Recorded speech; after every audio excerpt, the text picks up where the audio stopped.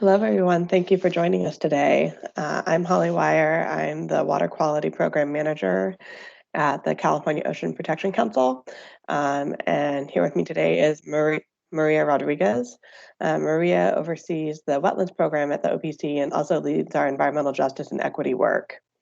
We're co-leading the Prop 1 program and the upcoming round 4 solicitation for Prop 1. And so we have about an hour set aside for this webinar. And this is going to give us enough time to give the presentation of the guideline revisions and have time for questions and answers and any comments.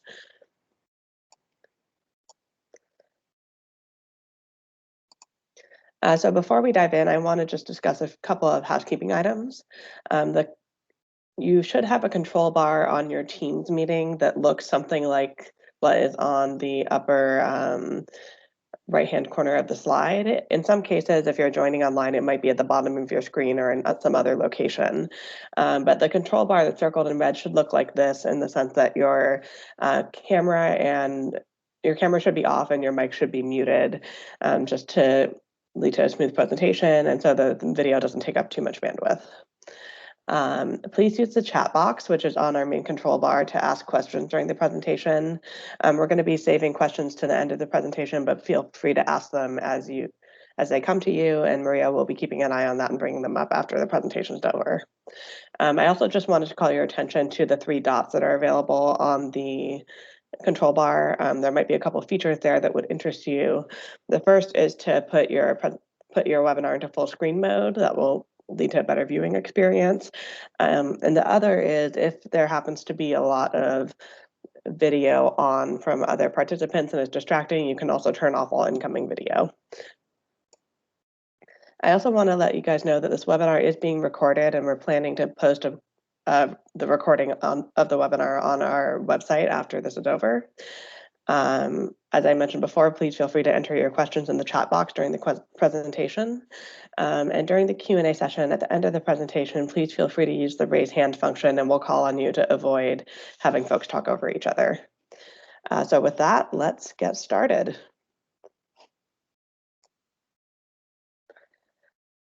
So over the course of this webinar, we're going to be providing an overview of the Ocean Protection Council, Prop 1, including eligible applicants, explanations of the major revisions we've done, and opportunities for comment on the grant guidelines.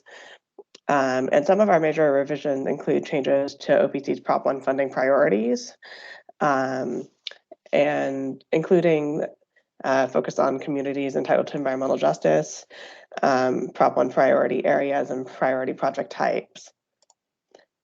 Additionally, we're going to cover revisions that have made changes to the application process and changes to the scoring criteria. We have a couple other minor revisions we'll mention as well. And then we're going to wrap up with the process for commenting and next steps, and then we'll have time for Q&A.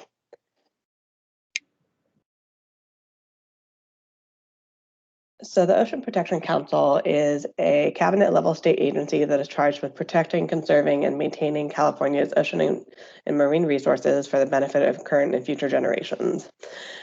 The role of OPC is to recommend policy, lead and promote coordination, seek and leverage funding, and inform government decision-making with the best available science. Today, we're focusing pretty exclusively on OPC's funding work, specifically Prop 1. And one thing I would like to note for everyone is that OPC has typically funded a lot of science, but Prop 1 is a really different funding source in that it's really required to be used for on-the-ground construction and restoration projects or pilot projects. So it's really different from other forms of OPC funding in that way.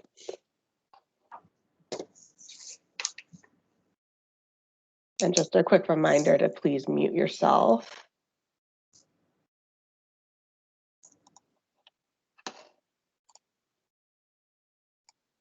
There we go. So Prop 1 was passed by the voters in November 2014, and Prop 1 granted OPC $30 million for a competitive grant program for multi-benefit ecosystem and watershed protection and restoration projects. And Prop 1 is intended to fund projects that meet the goals of the Water Action Plan to provide more reliable water supply, restore important species and habitat, and develop a more resilient and sustainably managed water system. In the past, OPC has had 3 solicitation rounds for Prop 1 funding from 2015 to 2019. And we've also developed and we also have gone through a few rounds of guideline revisions related to those different rounds of funding. The current guidelines, the most recent revision of the guidelines, was in 2017. So applicants that are eligible for Prop 1 funding include public agencies, which is state and local agencies, special districts, joint powers authorities, or any other political subdivision of the state. One thing to note is that federal agencies are not considered public agencies in Prop 1, so they're not eligible for funding.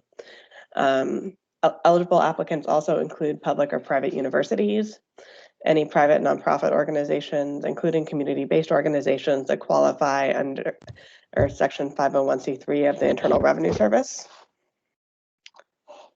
And also federally recognized Indian tribes and tribes listed on the Native American Heritage Commission's consultation list, and public utilities and mutual water companies.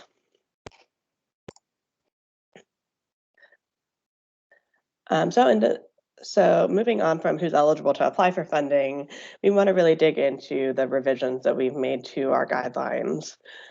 So our major guideline revisions include changing the priority project for Prop 1 funding, the application process, the scoring criteria, and then some other more minor revisions include opportunities for advanced payments of grant funds and changes to project minimums and maximums.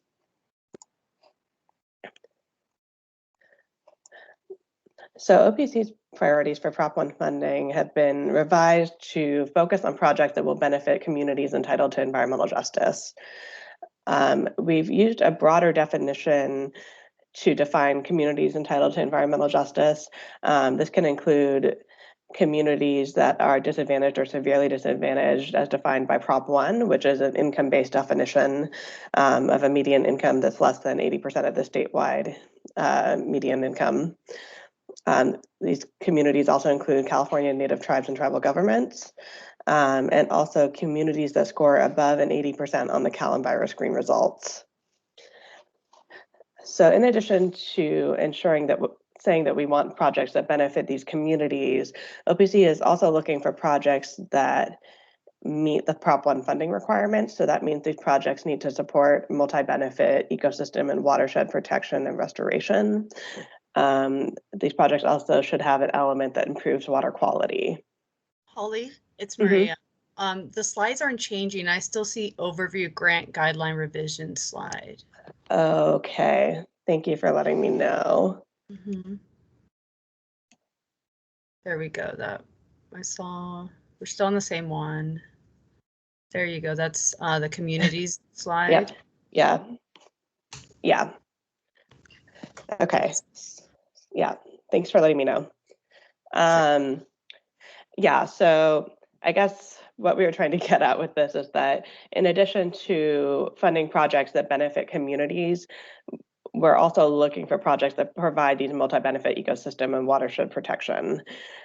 We also think it's really important that when applications come in for these projects, that they do a good job at defining project need, including whether, say, the waters that are near the project site are on the 303D list and how the project might improve local water quality. And then finally, I just want to note, it's not a revision, but something that has remained the same, is that Prop 1 projects are required to address one of the purposes of Prop 1 Chapter 6, which is the section of Prop 1 that gives OPC its funding. And so we will be asking applicants for which of the Chapter 6 purposes their proposed project addresses in the letter of intent.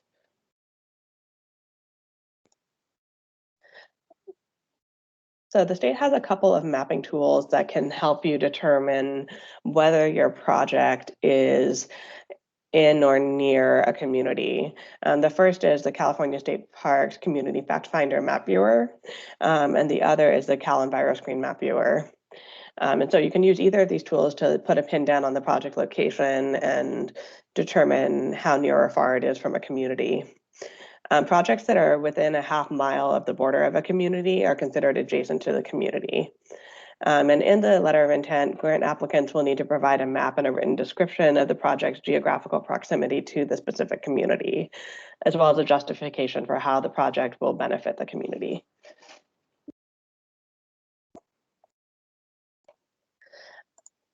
I also wanted to share that OPC staff has developed a set of high priority geographies for Prop 1 projects based on our focus on communities. And you can see the maps here, and we also are going to provide a link to these maps on our Prop 1 webpage as a resource. These maps show the disadvantaged and severely disadvantaged communities under the Prop 1 definition. They also show communities that score over 80% of the Cal Enviroscreen, and it also puts the geographic limitations of within 3 miles from the coast on the map, so you have a sense of how far inland you can go. So Maria developed these, and please feel free to chime in if there's an element of these that I've missed that you'd like to share with folks.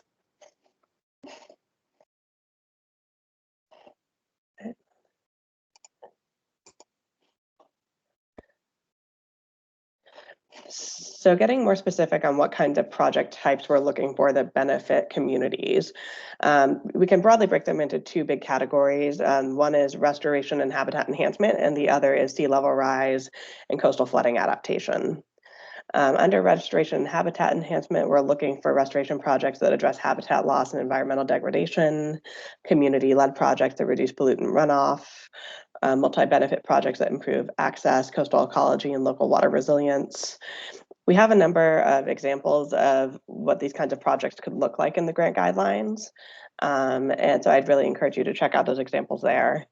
For example, we're looking for something like a project that restores degraded coastal wetlands and improves water quality adjacent to a community and provides a new trail system to improve coastal access for community members. So yeah, I'd encourage you to check out the grant guidelines for other examples of the kind of things we're looking for.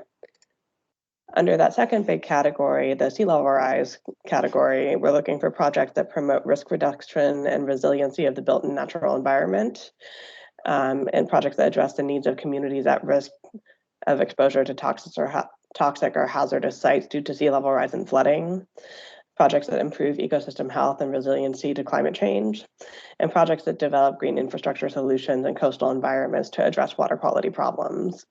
Again, we have a few examples in the grant guidelines of what these kinds of projects could be, and I'd encourage you to check them out.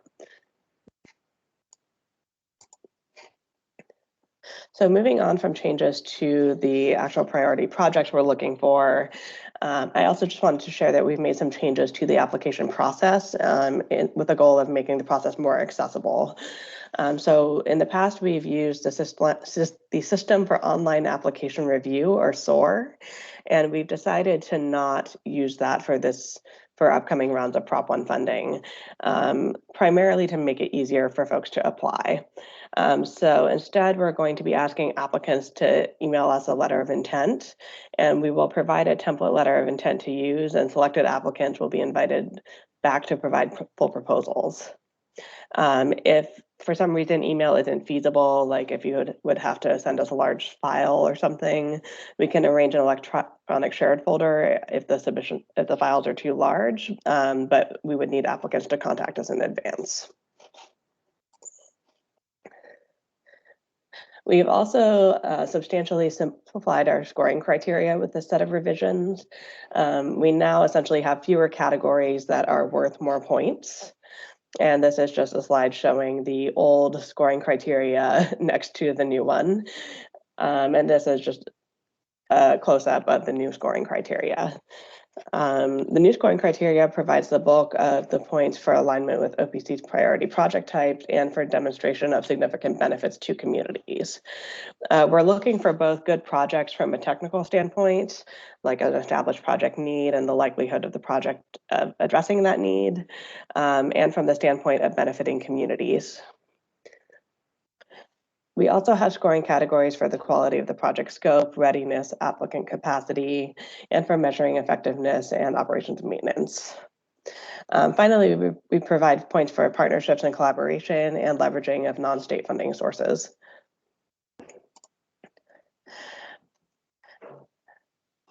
We also have included a couple other more minor guideline revisions, including the opportunity for advanced payments to qualified grantees. And grantees do need to meet a number of specific qualifications to receive advanced payments, but if you do, you can receive up to 25% of the grant award at a time. It's worth noting, though, that advances cannot be used for in-house labor or personnel costs. We also have revised the project minimums and maximum award amounts for Prop 1, and we've removed the small grants category. The revised guidelines have a project minimum of $100,000 and a project maximum of $5 million. However, we really strongly encourage project budgets over $250,000. Our prior guidelines had project minimums of $250,000 and a small grants category where budgets could go down to $50,000. Unfortunately, our small grants category was not very, effective at meeting what we were hoping it to meet, which is why we've decided to simplify project minimums and maximums. So we're happy to start taking verbal comments. I'm going to kick it off by answering some questions that we received as part of the registration process for this webinar. But before I do that, I wanted to note that we are accepting written comments on the draft grant guidelines through January 26th, which is tomorrow. Please email your comments to opc_prop1grants@resources.ca.gov. We plan to incorporate comments and bring the proposed final guidelines to the OPC on February 16th. And if the guidelines are adopted, we would plan to release the first solicitation in early March 2021. So please feel free to start putting any questions you have in the chat, or feel free to use the raise your hand function to ask questions. I'll start off by answering the questions we got through the registration process, and then we'll open up for more conversation. So the first question we got was about the level of detail that's required for the round 4 letter of intent. And this will really be provided in the template. We don't have that available to share right now, but we're expecting a letter of intent to be around 4 to 5 pages long. So I hope that's helpful. And then our next question is whether a project needs to be located within or adjacent to a disadvantaged community to be eligible. And I would say that it doesn't, but it does need to demonstrate a direct benefit to the community.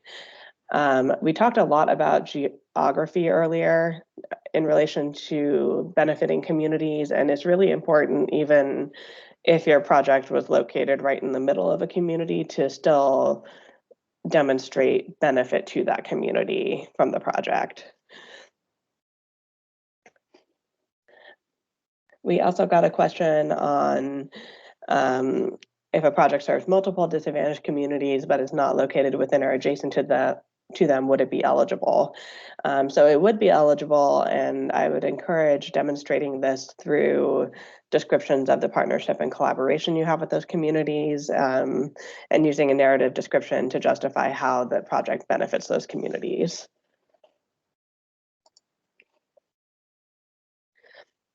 We also received a question on coastal city that's not considered disadvantaged, but they're interested in a Prop 1 grant for a local environmental justice project on citizen science for coastal climate change.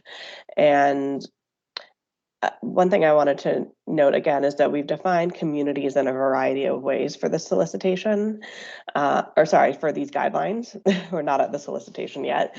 And so the community doesn't necessarily have to be considered disadvantaged under the Prop 1 disadvantaged communities definition. It could meet some of those other definitions that we've provided.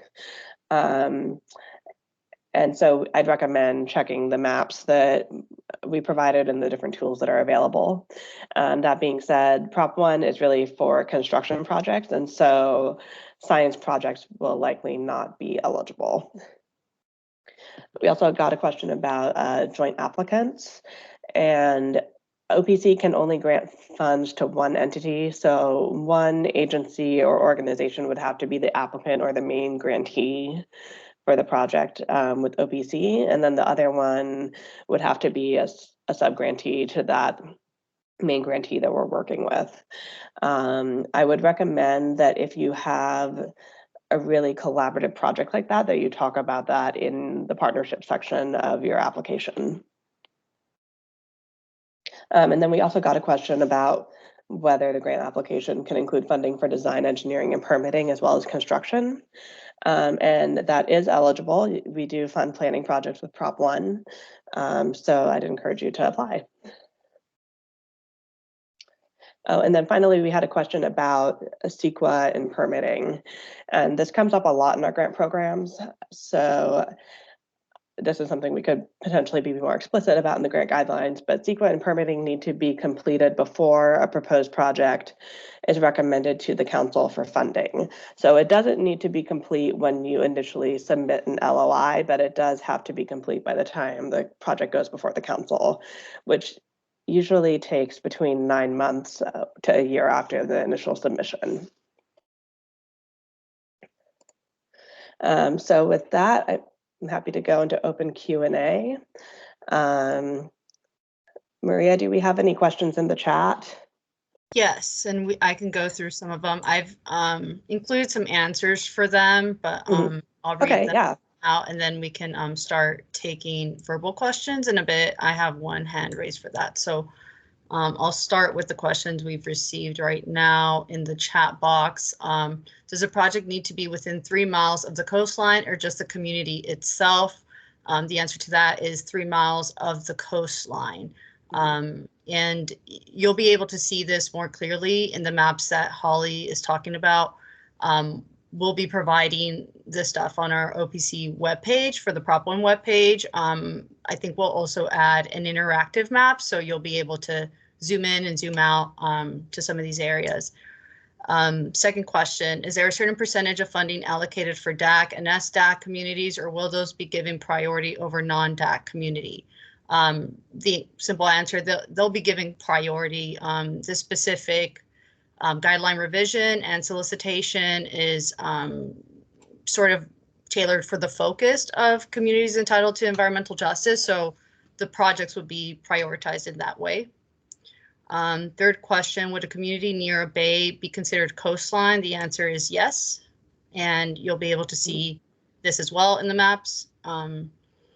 Fourth question, is there a website or email list that we can check or sign up for to know when the solicitation comes out? And the answer is yes, you can subscribe to our listserver on our webpage. I did provide a link directly to the listserver, but you can easily find it on our OPC website on the right-hand side. If you just scroll down, there's a section that says sign up for OPC announcements, and that's where you can sign up. So those were all the questions. Wait, there's a few other ones. So how will all the links and resources you mentioned be distributed to us? A follow-up email? Yes, there will be. So if you sign up for the listserv, you'll be able to get all these announcements once we, include the materials in the website, and then when the solicitation comes out as well. Are behavioral change projects to eliminate input of plastic pollution to streets and waterways eligible? Holly? So I would say probably not. Prop 1 is very focused on the ground construction project. It's called capital outlay in state funding terms. And so if a project isn't actually building something or physically restoring habitat, it's likely to not be eligible for Prop 1 funds. Okay, thank you. Are OPC grant funds usable for salaries and other personnel support for projects? Holly, I think the answer is yes. Yes, it is. So yeah, we actually have a budget template that we'll provide along with the LOI for preparing a budget, a proposed budget for applications. But one of the first line items we have on there is project management. And so that we do allow for costs of, staff salaries and that sort of thing. We do have, for say, like indirect and overhead costs, we do have a limit of those being no more than 15% of the total cost of the grant. Thank you. And then this will be, I guess, maybe the last one before I turn it, or two more questions, and then I'll turn it around to who's got their hands raised or Yeah. I guess 3. Hold on. Maybe, sorry, go ahead. Maybe we should have that person ask their question now, because I think a lot more is just going to keep coming in through the chat. Right. So I'm going to give the floor to Corey Puccini, if you want to, from Wild Coast, if you want to go ahead and unmute yourself and ask your question. Yeah, can you hear me all right? Yep. All right, my question is, if in our proposal we have projects that include community engagement and COVID restrictions persist, can we satisfy the agreements of our community engagement component through digital platforms? So for example, like the use of like webinars or Zoom, etc. That's a great question, and it's not something we have discussed at this point. I think that we certainly are willing to work with our grantees given the unprecedented times we're in with COVID. I think that grantees would need to demonstrate that the digital outreach they do is going to be effective at reaching the communities that, you know, were originally planned to be reached through the grant. Thanks. And then next question from Kimberly Garvey. If you want to go ahead and unmute yourself and ask your question. Yeah, hi, thank you. You previously said that projects would have to have completed Sequa and permitting prior to award of the grant, if I understood you correctly. Regulatory permitting from state and federal agencies typically doesn't happen until the end of the design process. So that would, in effect, mean that the design efforts could not be included in the grant funding. So I just wanted to get clarification on that. I understand the Sequa aspect, but just wanted to get clarification on the permitting aspect. It sounds like permitting would not be allowed as well to be covered by grant funding. Yeah, so when we do fund planning projects with Prop 1, and you know, when you aren't doing on the ground work yet, then you don't necessarily need a permit. So it would depend on whether you're applying to, you know, create 60% design plans or whether you're applying to build something. Okay. Yeah, sorry if my answer caused additional confusion. Okay. So yeah, if you're doing a construction or on the ground physical changes in the environment project, then all the permitting and Sequa would have to be done before council approval.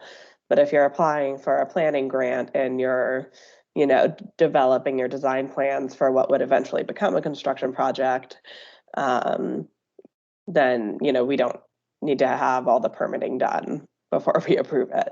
I gotcha. Thank you. Okay, before I go to Andrew's question, some people have had their hands raised. So Juliana, if you want to unmute yourself and ask your question.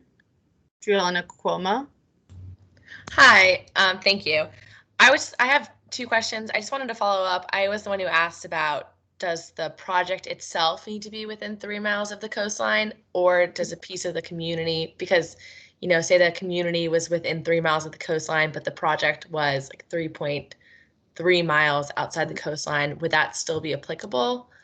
I know it's a very like specific location, but I think so, because that goes with one of the questions that Holly already answered, that if projects need to be within a community. So as long as they provide a direct benefit to a community that is, well, 3 miles within the coastline. But I mean, if you're right on the edge or you're nearby that 3 mile mark, I would still highly encourage you to apply. Okay. If we can, with that explanation of that direct benefit to the community, because you know, we'll be reviewing those and decide if you know, if the priority is there and the benefits are meaningful. Yeah, if it makes sense. And then my other question was that for funding, in addition to the project meeting like the water quality improvements or coastal improvements that it's intended, will funds be covered for any additional improvements like minor street improvements that come along with whatever mitigation efforts we're planning to do? I think the answer to that is yes, because it would be part of the construction. So as long as it's part of the project and you have permits for that work, it shouldn't have any problem. Holly, is there something that would we not pay for something that's going towards mitigation of a project?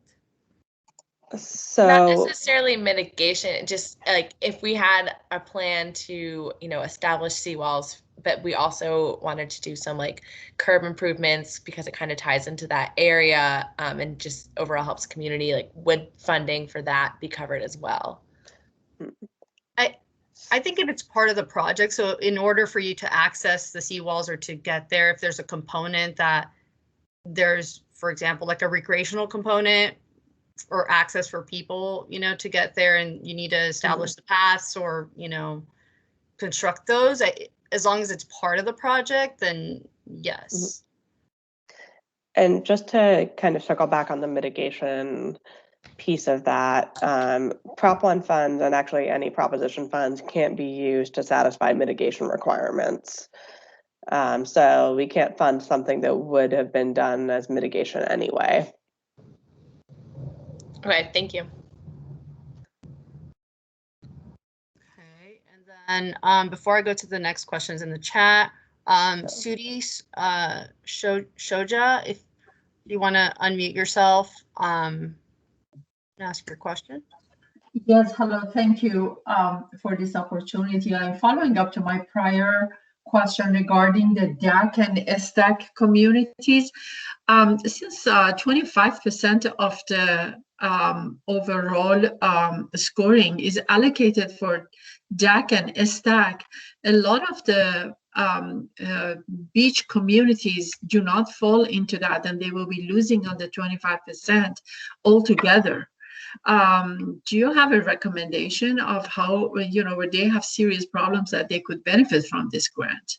Do you have a recommendation of how those communities can be more competitive? The 25%, are you talking about the state as a whole, or are you talking about 25% of funding? I'm talking about 25 on the scoring that was allocated for the DAC and SDAC communities. Okay. We've decided to have our final round of Prop 1 really focus on DAC and SDAC communities. And so if you feel that we should be changing how our scoring criteria is, you're welcome to provide comments. I think one thing to put out there, though, is we're defining communities a bit more broadly than just DAC and SDAC, going back to that Cal and Virus Green criteria, and tribes and federally recognized tribes and tribes on the Native American Heritage consultation list. So I would encourage you to check and see if your community falls within some of those other aspects of what could be considered a community under these guidelines as well. I will do that. I work for a lot of the agencies in the Southern California, and I can tell you almost a lot of them just get eliminated by this requirement. So as you recommended, I will be submitting a comment. Thank you. Thank you. Okay, I will lower your hand, Sudhi, and ask that I think Andrew from Audubon, if you'd like to ask your question that you put in the chat, you can unmute yourself now. Hello, thank you. Can you hear me? Yep. Right, thanks, Maria, and thanks for a good presentation, very helpful. I'm just curious about some of the specific nuances to the construction component of the grant. So I was wondering if a project that focuses on creating and improving access opportunities for disadvantaged communities would be eligible, if that counts as constructing new access opportunities, if that counts. I think it, so I guess my short answer would be yes, but when you say constructing new access opportunities, I'm thinking of something like you're building a walkway with railings or something. So if when you say that, you mean different, something else like educational programs or something like that, it wouldn't count as construction. I hope that clarifies a little bit. Yeah, thank you. Thank you very much. Oh, and just to add that one thing, we are really interested in improving access to the coast as part of Prop 1, but all these projects do need to have some kind of a water quality nexus. So if you are constructing features that enhance access, you should probably include some kind of green infrastructure element to it or something that's going to improve water quality. Right, as Holly said, there's a list in the Chapter 6 section that gives you all kinds of different types of project elements. Anything else, Holly, that you want to add to that? No, I did want to call out, I do see this question in the chat about whether acquisition proposals qualify. And acquisitions are eligible projects under Prop 1. And this meeting is being recorded, and we are planning to post the recording online.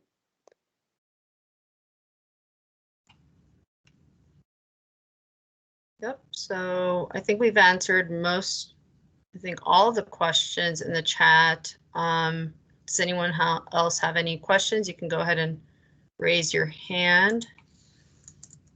And yes, I think, Holly, we will be posting the slides, right? Mm-hmm. And yeah.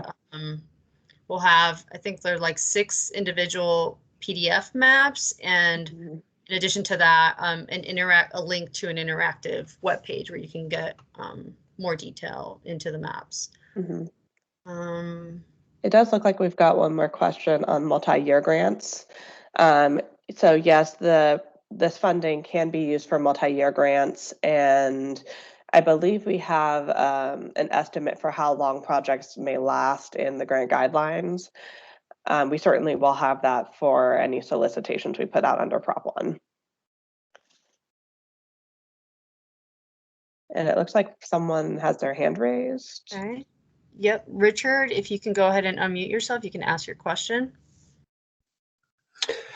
Hi, Richard Sadowski. I with Hope Run EJ and Morro Bay. I appreciate all the work you guys do. I have more of a comment with respect to the water quality aspects of the grant. Part of the frustrations that our group has, we applied for like a California air quality grant for monitoring carbon dioxide around the estuary, and then carbon dioxide is not listed as a human health issue with the CARB. And then when to study ocean acidification around an estuary, one of the issues of ocean acidification is the water quality, and working and collaborating and using those two nexuses as together. And so I get the fact that that Prop 1 deals with water quality, but it's kind of frustrating when we're trying to deal with the ocean acidification issue in an estuary, and it's hard to get some state agencies to collaborate on that issue with the link between carbon dioxide, atmospheric carbon dioxide, and water quality. But I just wanted to make that comment, and I once again I appreciate you guys. Thank you. Thank you, Richard. Are there any other comments or questions?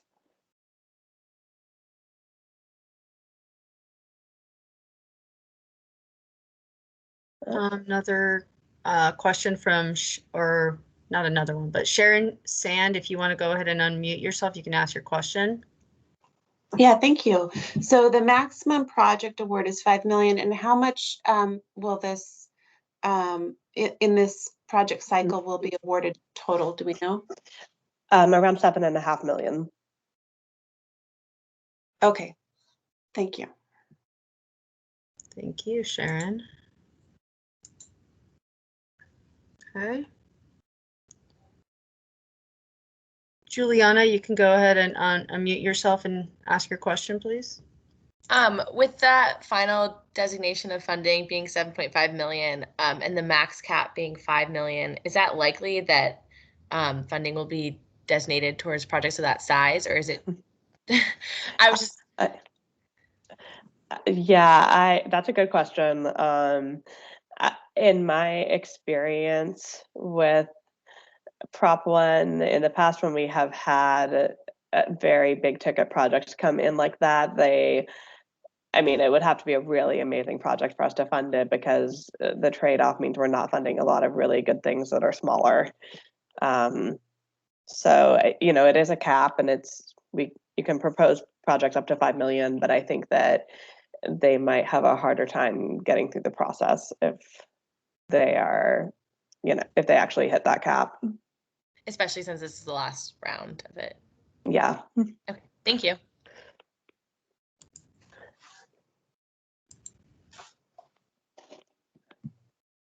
Thank you, Sharon. Oh, Sharon, is that another question you have? Yes, sorry, a follow-up question.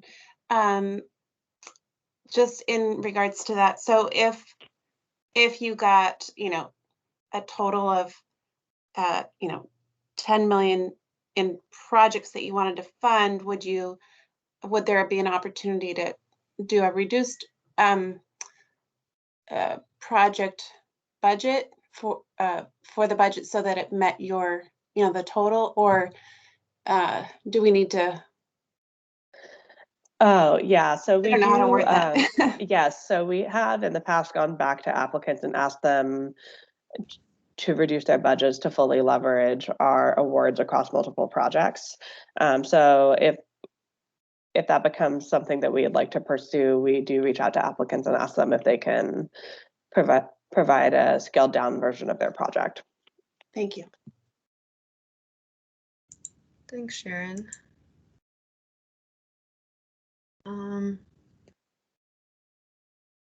To answer your question, I think Glenn at Parks, there will be a recording posted on our website.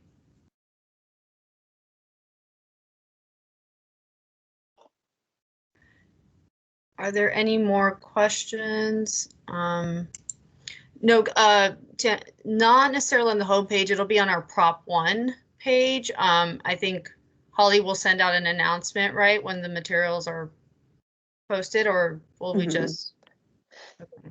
Yeah, we'll send out an announcement and we'll include a link to our Prop 1 page. That's really going to be the landing place for any Prop 1 related, I guess, funding announcements, you know, approved guidelines or guideline revisions, solicitations, that sort of thing. Yeah, and I'll add a link to that page. So anyone wants to bookmark it. If you go to our homepage, up at the top on the menu bars, there's a funding section, and then under the drop down there will be Prop 1, and that's how you get to the Prop 1 page.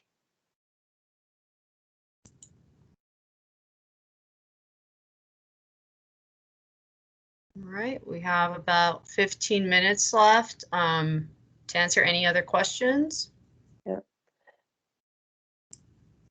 Yeah, if there's nothing else, we can end early. Thank you all for coming. And please also feel free to reach out to us at that email. Let me just advance the slides really quick here. This OPC_prop1grants@resources.ca.gov. It's also a great way to reach us. This is where we're accepting written comments through tomorrow. And yeah, so feel free to reach out to us that way as well if you have further questions or comments. Thank you all. Thanks, Holly. Great presentation. Yeah, so all right, I guess with that, we can end the webinar. Thank you. Thank you all for attending. We'll be in touch. Thank you.